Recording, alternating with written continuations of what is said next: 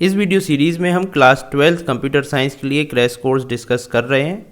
ये है day number 5 और इस डे में हम डेटाबेस मैनेजमेंट सिस्टम स्टार्ट करने जा रहे हैं और इन सारे टॉपिक्स को आज हम कवर करेंगे।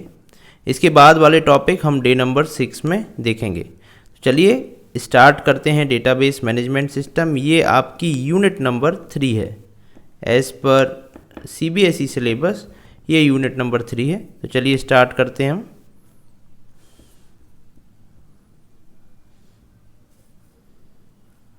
सो this is database management system.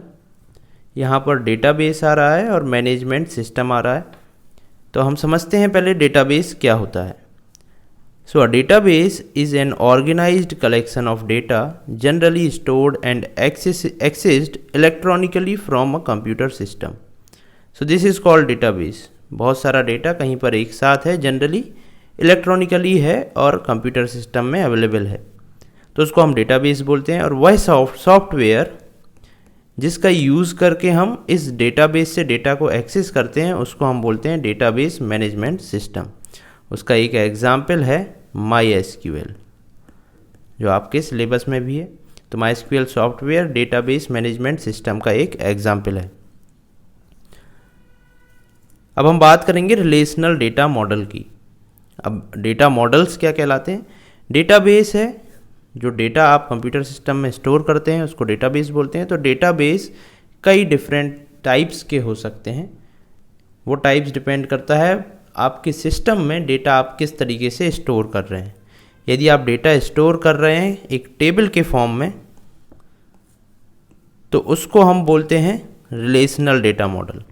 आपके सिलेबस में जो डेटा मॉडल है वो है रिलेशनल डेटा मॉडल, तो हम उसके बारे में ही डिस्कस करेंगे।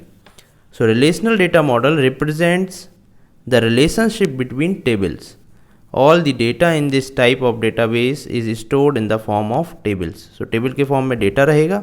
ऐसी एक टेबल नहीं रहेगी, कई सारी टेबल्स रहेंगी। एक टेबल ये है, एक टेबल ये है और बहुत सारी टेबल्स के बीच रिलेशंस रहेंगे। कुछ डेटा इसमें इस टेबल में स्टोर है, कुछ इसमें है, कुछ इसमें है और सारे ही डेटा आपस में एक दूसरे से रिलेटेड रहेंगे। तो उसको हम बोलते हैं रिलेशनल डेटा मॉडल।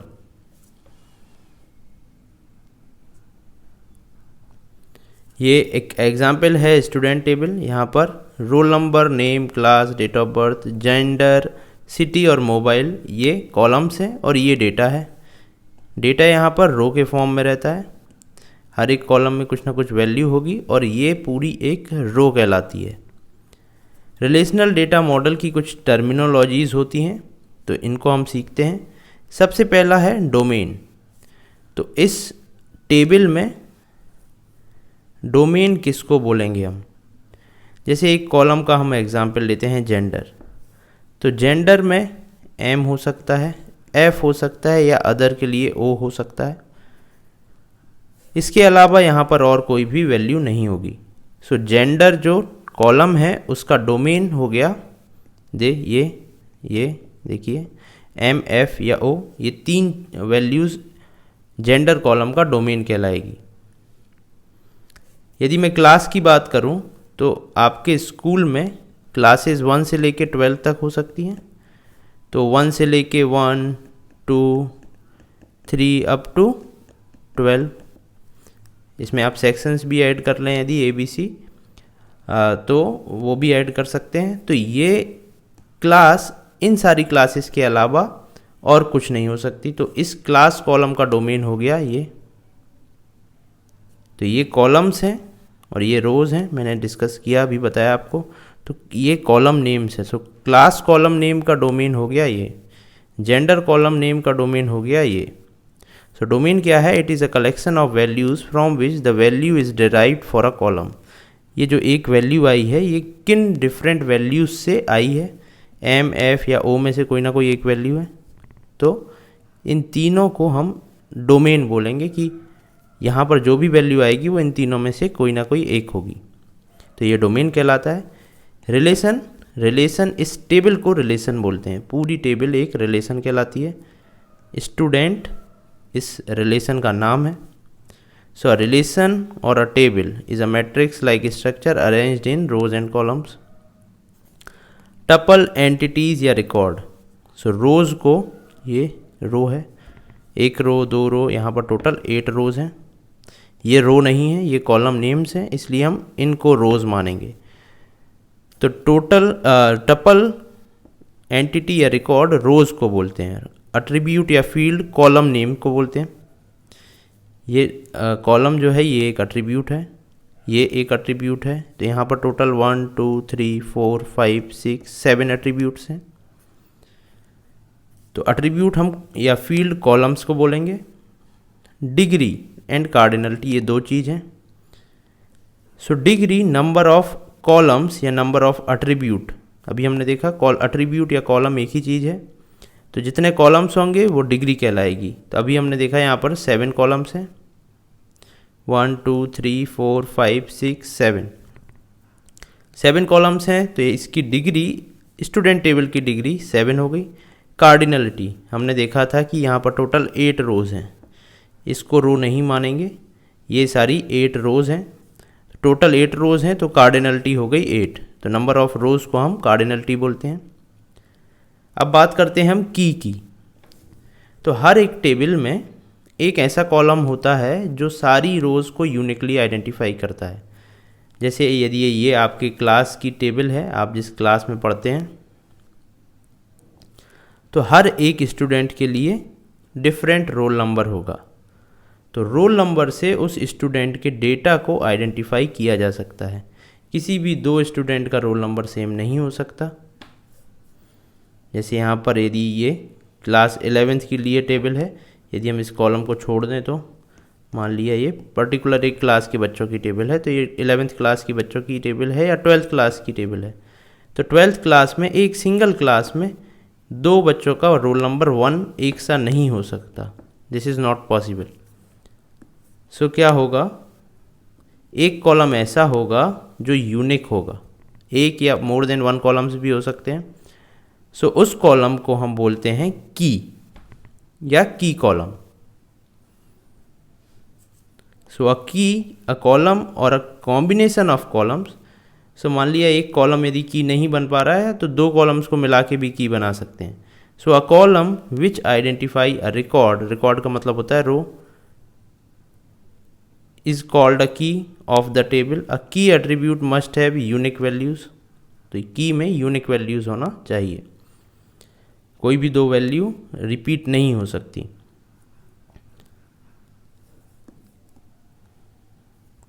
तो यहाँ पर एक कॉलम या कॉम्बिनेशन ऑफ कॉलम, दो कॉलम्स को मिला के भी की बन सकती है. तो 1 NANDA नंदा, ये एक की हो सकती है. अगर आप इस क्लास को भी ले रहे हैं तो दो डिफरेंट क्लासेस में सेम रोल नंबर हो सकता है. तो आप क्या कर सकते हैं, आप जो की बनाएं वो रोल नंबर और क्लास को मिला के की बनाएं. तो 1/10, 1 2/10 ये एक की हो गई, ये एक की हो गई. तो 1/10 अब दोबारा कभी नहीं आएगा, अब आएगा 1/11 या 1/12. ठीक है, तो ये एक की हो गई. तो दो कॉलम्स को मिलाकर भी आप की बना सकते हैं. तो मोर देन 1 कॉलम का कॉम्बिनेशन ऑफ कॉलम्स को भी मिलाकर की बना सकते हैं. अब की कुछ टाइप्स की होती हैं, ये 4 टाइप्स आपको पढ़ना है, आपके सिलेबस में. पहली है प्राइमरी की, कैंडिडेट की, अल्टरनेट की और फॉरेन की. चलिए इनको समझते हैं एक एक करके. मान लिया ये एक आपके पास टेबल है. अब यहाँ पर इस टेबल में ऐसे कौन से कॉलम हैं जो की बन सकते हैं, वो आपको आइडेंटिफाई करना है. तो पहला तो है रोल नंबर जो की बन सकता है. दूसरा हो गया मोबाइल नंबर, ये भी सारे स्टूडेंट का डिफरेंट ही होगा. यदि कोई दो सेम ब्रदर एंड सिस्टर एक ही क्लास में नहीं पढ़ रहे हैं तो सारे स्टूडेंट का मोबाइल नंबर अलग होगा. मान लिया यहाँ पर एक और कॉलम होता आधार, तो ये आधार नंबर भी सबके लिए अलग होता. तो ये 3 कॉलम जो हैं वो सारे स्टूडेंट्स के लिए अलग अलग होते। रोल नंबर, नेम दो स्टूडेंट का एक सा हो सकता है।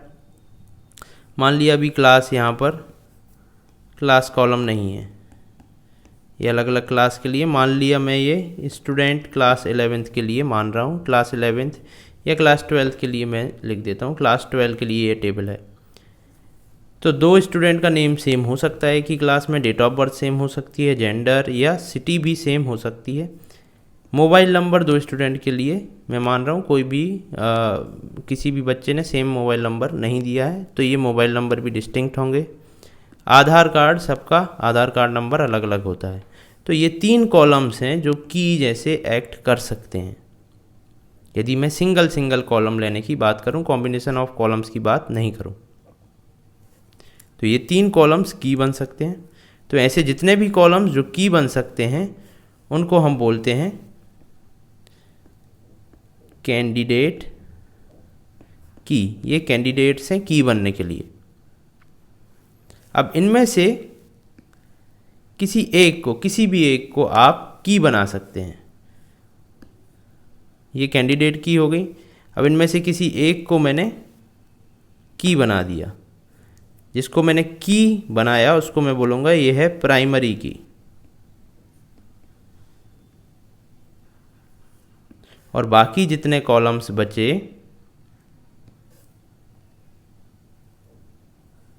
मोबाइल और आधार, ये हैं अल्टरनेट की। इसको आप इस तरीके से समझ सकते हैं, जैसे कोई इंटरव्यू देने आया, 3 कैंडिडेट इंटरव्यू देने आए, तो ये कैंडिडेट्स हैं। जो सिलेक्ट हो गया वो प्राइमरी कैंडिडेट हो गया, और जो बाकी बचे वो अल्टरनेट हो गए। यदि ये प्राइमरी काम में नहीं आता है तो अल्टरनेट को आप काम में ले सकते हैं। सो ये की भी उसी तरीके से होती है। तो ये हो गई कैंडिडेट की, ये प्राइमरी की, ये सारी तीनों मिलके कैंडिडेट की हो गई। इनमें से एक को मैंने बना दिया प्राइमरी की, तो बाकी जो 2 बची वो हो गई अल्टरनेट की। अब है फॉरेन की, ये तीनों को हमने समझ लिया। अब है फॉरेन की। तो फॉरेन की क्या होता है? फॉरेन की यूज़ होती है जब आप 2 टेबल्स के बीच रिलेशंस बनाते हैं। मैंने बताया था कि डेटाबेस में मोर देन 1 टेबल्स हो सकती हैं और सारी टेबल्स के बीच कुछ ना कुछ रिलेशन होता है।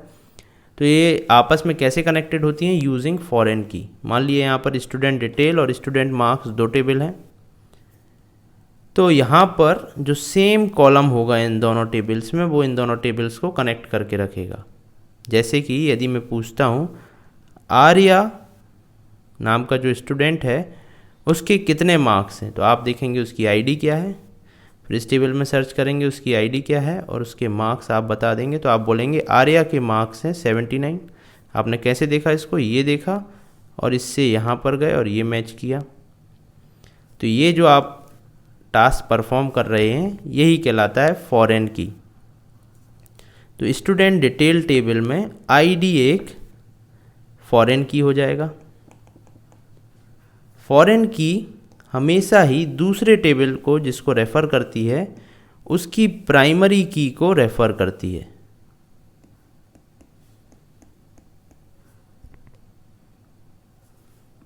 तो ये वाली जो की है ये हमेशा प्राइमरी की होगी और यहाँ पर ये फॉरेन की होगी स्टूडेंट डिटेल टेबल में। तो फॉरेन कीज़ का यूज़ करके आप एक टेबल से दूसरे टेबल में जा सकते हैं।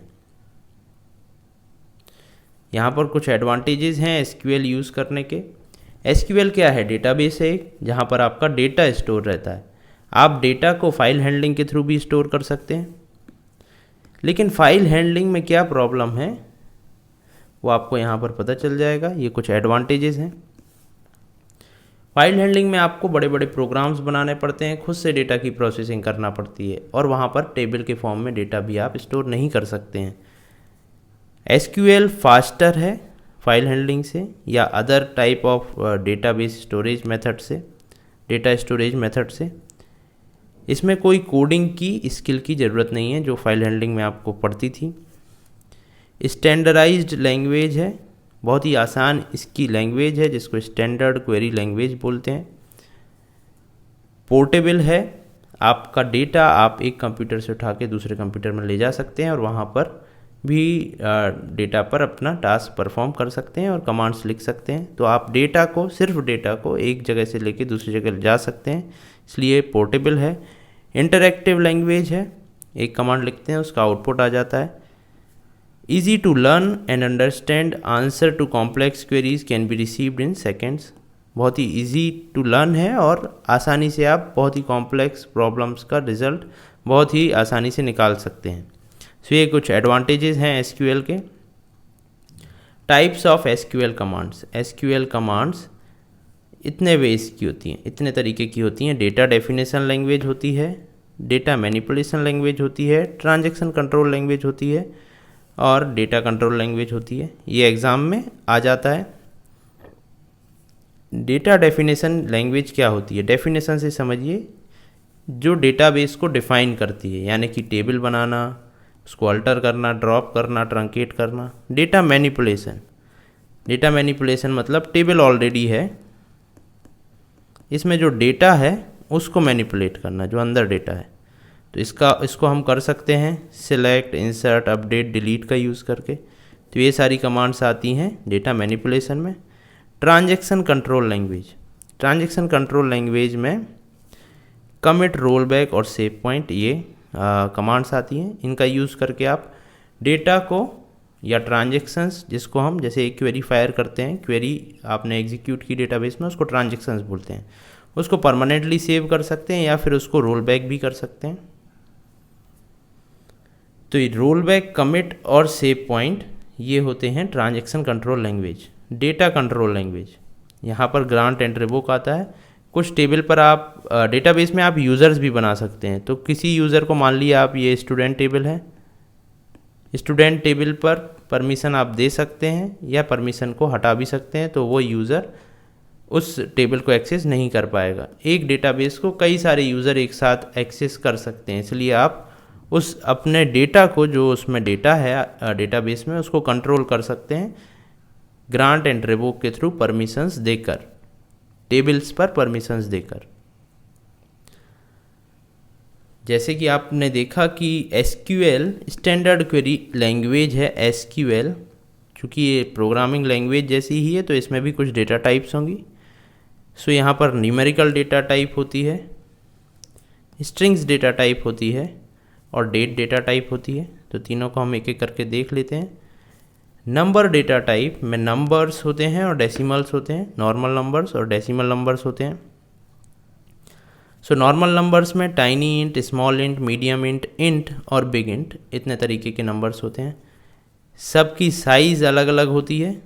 ये आपके एग्ज़ाम पॉइंट ऑफ व्यू से इम्पॉर्टेंट नहीं है, लेकिन ये आपसे नहीं पूछा जाएगा कि कितनी साइज़ होती है इसकी, लेकिन ये आप जब प्रोग्रामिंग करते हैं तो आपको इसका नॉलेज रखना चाहिए। तो ये सारी इसकी साइज़ होती है, ये कहाँ से कहाँ तक रेंज करते हैं। और साइंड और अनसाइंड दो तरीके के होते हैं। साइंड मतलब माइनस और प्लस दोनों नंबर्स होंगे, और अनसाइंड मतलब ओनली पॉजिटिव नंबर्स होंगे। तो आप दे सकते हैं, जैसे आप बना रहे हैं इंट डेटा टाइप, तो आप साइंड इंट कर सकते हैं इसको, या अनसाइंड इंट भी कर सकते हैं, इस तरीके से दे सकते हैं। यदि आप लिखते हैं इंट ओनली, इसका मतलब होता है अनसाइंड इंट। अनसाइंड डिफ़ॉल्ट होता है।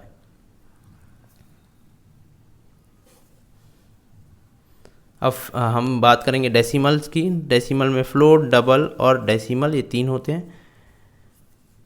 ये तीनों भी डिफरेंट प्रिसीजन्स को लेकर अलग अलग होते हैं कि कितने प्रिसीजन तक, डेसिमल के बाद कितने पॉइंट तक ये नंबर्स को दिखा सकते हैं। सो यहाँ पर तीनों में ही m, d है। m का मतलब होता है, जैसे आप लिख रहे हैं 125.62, तो यहाँ पर टोटल 5 नंबर्स हैं, तो m का मतलब हुआ 5, और डेसिमल के बाद 2 नंबर्स हैं तो (2), तो m, d का ये मतलब हुआ। m मतलब टोटल नंबर्स, d मतलब डेसिमल के बाद आपको कितने नंबर्स दिखाने हैं। आप फ्लोट भी यूज़ कर सकते हैं, डबल भी या डेसिमल भी, इस डेटा टाइप को फ्लोट नंबर्स को दिखाने के लिए यूज़ कर सकते हैं। अब हम बात करते हैं स्ट्रिंग डेटा टाइप की। स्ट्रिंग में कैर और वेर कैर होता है। कैरेक्टर होता है फिक्स्ड साइज, वेर कैर होता है वेरिएबल लेंथ साइज। यहाँ वेर से आप समझ सकते हैं। कैर का मतलब हुआ यदि आप देते हैं कैर 20, तो यदि आप अपने डेटाबेस में ओनली स्टोर करते हैं राम, तो यहाँ पर 3 कैरेक्टर्स हैं, आपने राम स्टोर किया, लेकिन ये इंटरनली 20 कैरेक्टर के बराबर ही साइज़ लेगा। लेकिन वेर कैर में क्या होता है, वेर कैर 20 आपने लिया तो आपने दिया राम, तो ये 20 साइज़ ना लेकर जो आपने दी है यहाँ पर ओनली 3 कैरेक्टर के बराबर साइज़ लेगा, बाकी साइज़ ऑटोमेटिकली ये फ्री कर देगा क्योंकि ये वेरिएबल कैरेक्टर है। तो वेरिएबल कैरेक्टर का यूज़ करके आप वेरिएबल लेंथ की स्ट्रिंग दे सकते हैं, जिससे आपके डेटाबेस में आप अपनी डेटाबेस की साइज़ को अपने हिसाब से हैंडल कर सकते हैं। यहाँ पर ज़्यादा साइज़ लेगा और यहाँ पर वेरिएबल साइज़ लेगा। Date data type, date data type होती है डेट, और इसका फॉर्मेट होता है YYYMMDD। जैसे कि आपको लिखना है 30 दिसंबर 1973, तो आप लिखेंगे 1973 दिसंबर 13, YYMMDD। चलिए बात करते हैं इन कमांड्स की, distinct, in, between, like, null and is null. सबसे पहले हम देखेंगे कि हम ये सारी कमांड्स किस टेबल पर परफॉर्म कर रहे हैं। तो इस टेबल पर, स्टूडेंट टेबल पर हम इन सारी कमांड्स को परफॉर्म करेंगे। ये वही टेबल है जो हमने स्टार्टिंग में देखी थी। तो सबसे पहले हम डिस्टिंक्ट देखते हैं। तो डिस्टिंक्ट से क्या होता है, जैसे इस टेबल में एक कॉलम है सिटी, तो सिटी सारे स्टूडेंट की अलग अलग है, कुछ स्टूडेंट की सेम भी है, जैसे मॉस्को है, यहाँ दिल्ली है, ठीक है, ये मुंबई है। तो बहुत सारे स्टूडेंट की सिटी सेम है। यदि मैं चाहता हूँ कि मुझे डिस्टिंक्ट सिटी बस या यूनिक सिटी कौन कौन सी हैं वो स्क्रीन पर प्रिंट करना है, तब मुझे यूज़ करना पड़ेगा डिस्टिंक्ट का। तो मैं कमांड लिखूँगा, चूँकि मुझे डिस्प्ले करना है। डिस्प्ले करने के लिए हमेशा हम सिलेक्ट कमांड का यूज़ करते हैं। सिलेक्ट, फिर मैं लिखूँगा डिस्टिंक्ट, ये स्मॉल कैपिटल आप कैसे भी लिख सकते हैं। एसक्यूएल जो है वो केस इंसेंसिटिव है, आप स्मॉल में लिखें या कैपिटल में, दोनों ही वर्क करता है। फिर आप लिखेंगे किसी कॉलम का नेम, जिस कॉलम में से आपको डेटा निकालना है। फिर आप किस टेबल से डेटा चाहते हैं वो टेबल का नाम लिखेंगे। फिर आप कोई कंडीशन है यदि देना चाहते हैं तो यहाँ लिखेंगे, यदि कंडीशन नहीं देना चाहते तो आप यहीं पर सेमीकोलन लगाएंगे और वेयर क्लॉज नहीं लिखेंगे। तो इसका मतलब है आप पूरी टेबल से डेटा निकालना चाहते हैं। तो डिस्टिंक्ट सिटीज़, देखिए इतनी डिस्टिंक्ट सिटीज़ थी, तो वो यहाँ पर निकल कर आ गई। इन, नॉट इन, जैसे आप इस 2 कमांड्स को देख सकते हैं। यहाँ पर मैं निकाल रहा हूँ सिलेक्ट नेम सिटी, 2 कॉलम्स निकाल रहा हूँ, तो 2 कॉलम्स आउटपुट में आएंगे। फ्रॉम स्टूडेंट्स, तो स्टूडेंट टेबल से निकाल रहा हूँ 2 columns. Where, city is equal to Agra और city is equal to Delhi, तो सिटी आगरा या दिल्ली है, वो 2 सिटीज़ के लिए निकाल रहा हूँ। तो कई बार ऐसा भी हो सकता है कि आप यहाँ पर कम से कम 10 सिटीज़ हैं, उनका डेटा निकालना चाहते हैं।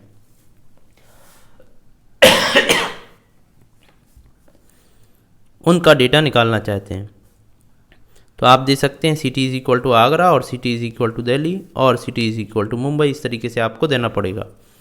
तो इसका इजी वे है लिखने का, आप लिख सकते हैं सिटी इन और स्मॉल ब्रैकेट के अंदर डिफरेंट सिटीज़ कॉमा सेपरेट करके दे सकते हैं। तो ये कमांड और ये कमांड दोनों ही सिमिलर हैं, एक सा काम करेगी। तो इनका यूज़ आप इतनी बड़ी जगह और करके लिखने की बजाय कर सकते हैं।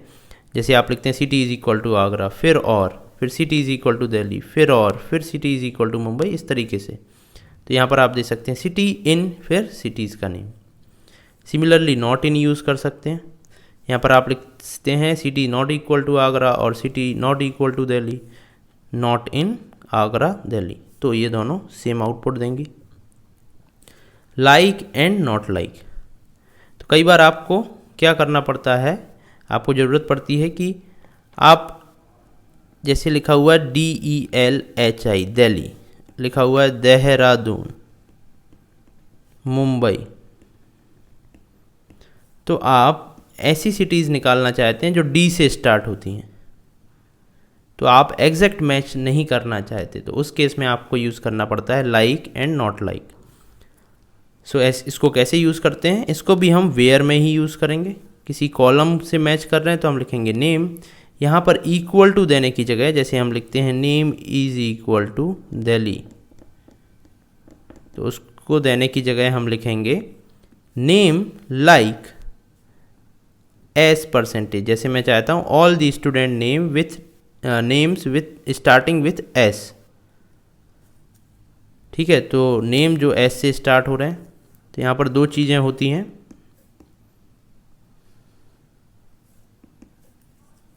एक होता है परसेंटेज, एक होता है अंडरस्कोर।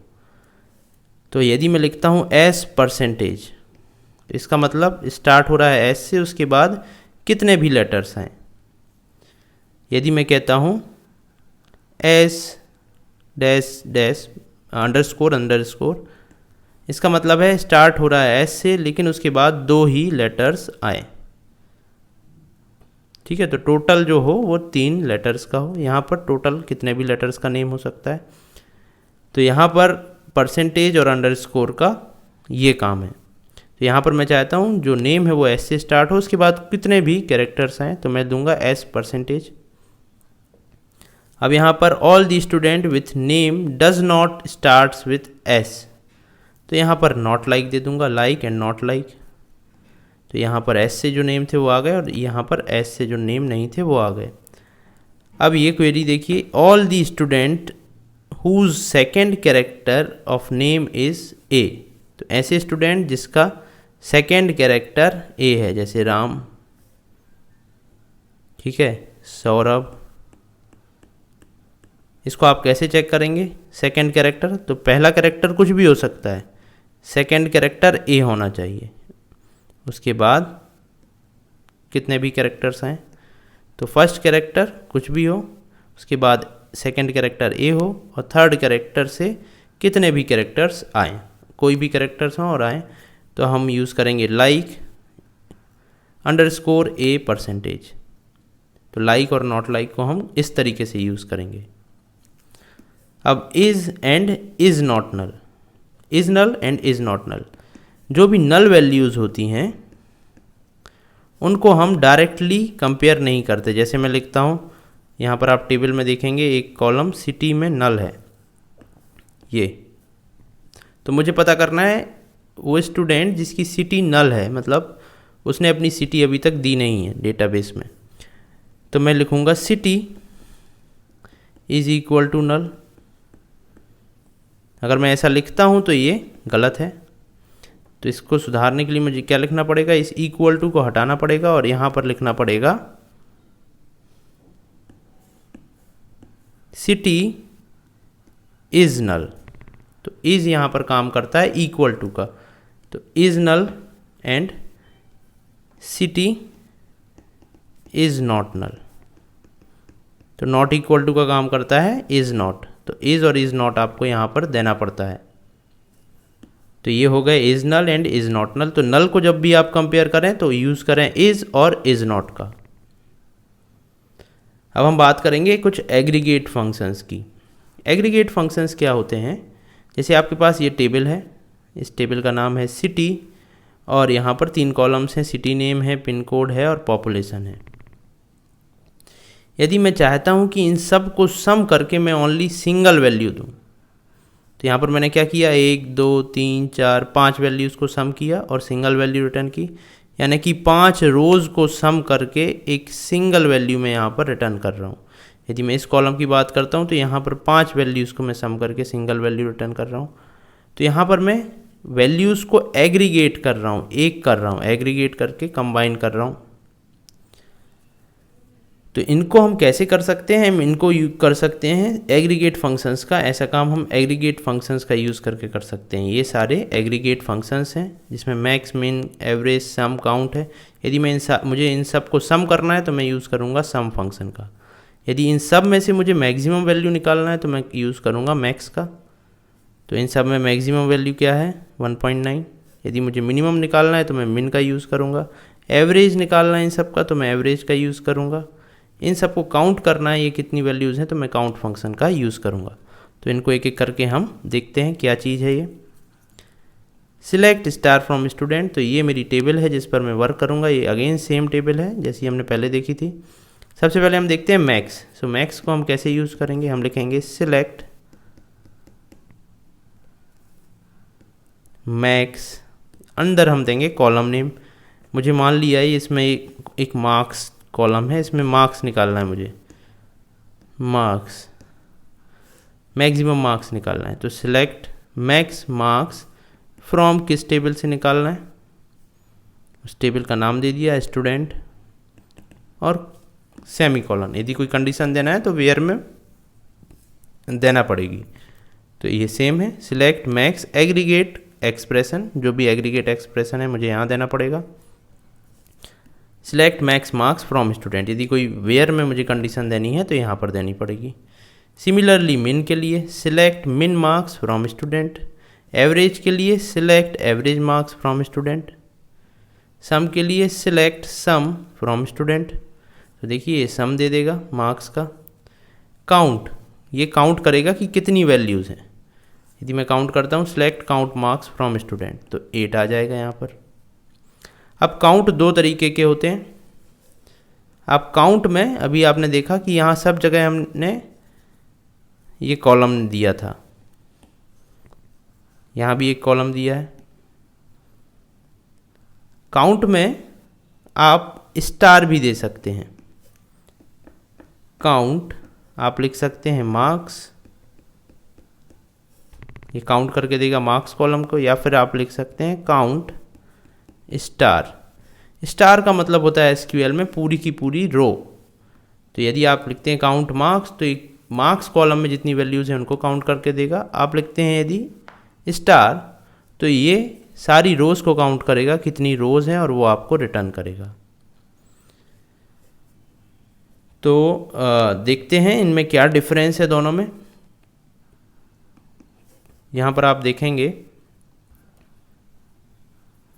जो मार्क्स कॉलम था उसमें 1 2 3 4 5 6 7 8 वैल्यूज़ थी, तो आपका आउटपुट 8 आएगा। और यदि मैं स्टार देता हूँ तो स्टार में भी 1 2 3 4 5 6 7 8 रोज़ हैं, तो यहाँ भी आउटपुट 8 ही आएगा। स्टार में भी 8 आएगा और मार्क्स कॉलम देने पर भी 8 ही आएगा। तो इन दोनों में डिफरेंस क्या है और कहाँ पर डिफरेंस आता है उनको हम डिस्कस करते हैं। तो यहाँ पर हम एक टेबल ले रहे हैं एम्प्लॉय, जिसमें ये सारी वैल्यूज़ हैं, 2 कॉलम्स हैं, नेम है और सैलरी है। यदि मैं करता हूँ select count star from employ, count star का मतलब है टोटल रोज़ कितनी है काउंट करो। तो यहाँ पर टोटल 5 रोज़ हैं तो आउटपुट 5 आ जाएगा। अब हम लिखते हैं select count salary from employ, तो अब हम चाहते हैं कि सैलरी कॉलम में कितनी वैल्यूज़ हैं उनको काउंट करो। तो यहाँ पर 1 2 3 4 5 वैल्यूज़ हैं, तो आउटपुट आना चाहिए 5, लेकिन यहाँ पर आउटपुट आता है 4, क्योंकि जो काउंट कॉलम वाला पार्ट है वो कॉलम की नॉट नल वैल्यूज़ को ही काउंट करता है। कॉलम की नॉट नल वैल्यूज़ को except not null, except null values. तो नल वैल्यू 1 है यहाँ पर, तो total 1 2 3 and 4 not null values हैं, तो आउटपुट आएगा 4। So this is the difference between count and count star. तो यहाँ पर हमारा आज का पार्ट ख़त्म हुआ। अब हम डे 6 में MySQL का बचा हुआ पार्ट देखेंगे, साथ ही में पाइथन और MySQL की कनेक्टिविटी को भी समझेंगे। यदि आपको कहीं भी कुछ डाउट है इसमें तो आप मुझसे कमेंट सेक्शन में पूछ सकते हैं और वहाँ पर डिस्कस कर सकते हैं। Thank you.